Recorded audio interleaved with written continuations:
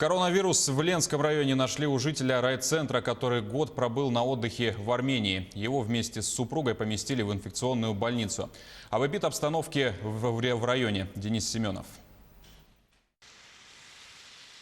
Как сообщает пресс-служба администрации Ленского района, мужчина 28 марта прибыл на самолете из Москвы в Мирный, а оттуда приехал на такси в Ленск. До получения результатов анализов на коронавирус он находился на самоизоляции у себя дома. Сейчас он помещен в отдельный бокс инфекционного отделения Ленской центральной районной больницы. Срок у него заболел, он и анализы взяты 5-го, то есть у него появились и симптомы. То есть он как раз попадает в разгар заболевания. Вот его сейчас будут перепроверять в Новосибирске. Это подтверждено в вирусологической лаборатории республиканской.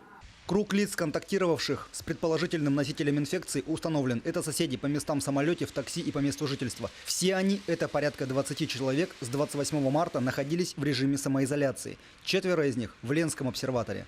У всех были взяты пробы на коронавирус. У большинства они уже показали отрицательный результат. Остальные пробы в настоящее время находятся в процессе анализа. Из тех, кто с ним близко контактировал, 2 человека у нас уже выпущены, потому что у них анализы не подтвердились, по крайней мере. Но я надеюсь, что фактически сейчас повторные анализы взяты, может быть, ошибочно, а может нет, но все равно подготовиться надо. Давайте, я еще хочу людям всем объяснить, никакой паники, никакой суеты не должно быть, в принципе. Мы к этому принципиально все готовились, все службы, все организации, все руководители предупреждены, все отрабатывают на местах.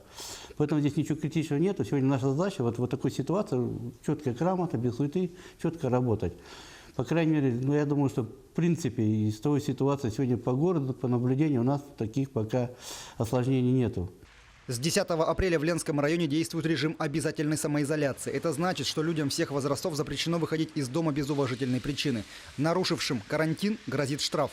В настоящее время мы будем просто предупреждать граждан, но если будут выявляться случаи повторного нахождения беспричинно на территории города, на улице, будут лица привлекаться к административной ответственности.